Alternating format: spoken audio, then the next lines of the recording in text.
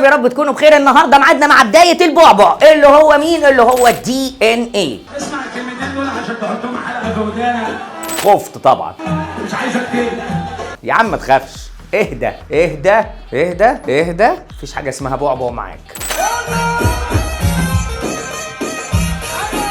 اول واحد حاجه اسمها جهود العلماء وده اللي هناخده النهارده. تاني واحد حاجه اسمها تركيب الدي ان ايه ونظريات العلماء في اثبات تركيب الدي ان ايه. تالت حاجه الدي ان ايه ده شكله عامل ازاي فينا وفي البكتيريا وفي النبات وفي الحيوان، وايه بقى الطفرات اللي بتحصل في الدي ان ايه. بعد كده تنقسم عشان الخليه الاصل اللي قدامك اهو فيها شريطين وكروموسومين تطلع خليتين زي ما انت شايف، بس لازم في النص يحصل تضاعف بعد كده يحصل انقسام. ان البروتين يدخل في تركيبه 20 نوع حمض اميني، بينما الدي ان ايه يدخل في تركيبه 4 انواع نيوكليتيدات، وهذا يتناسب مع التنوع الوراثي.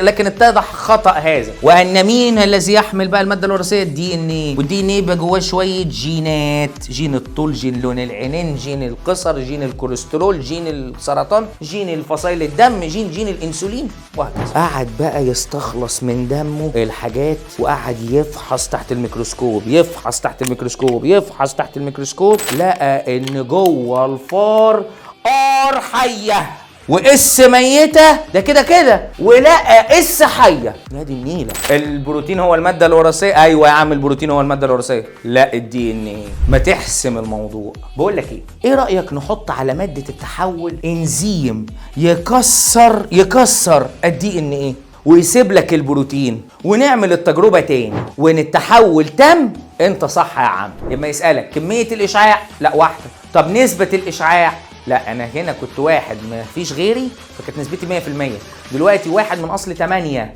نسبتي بقت 12.5 على حسب بقى.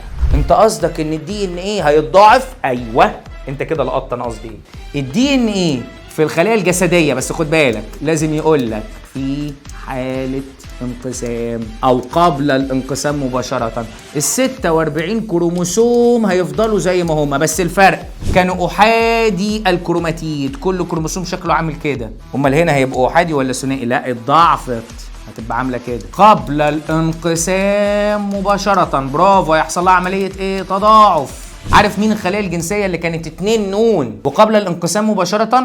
المنويه الاوليه.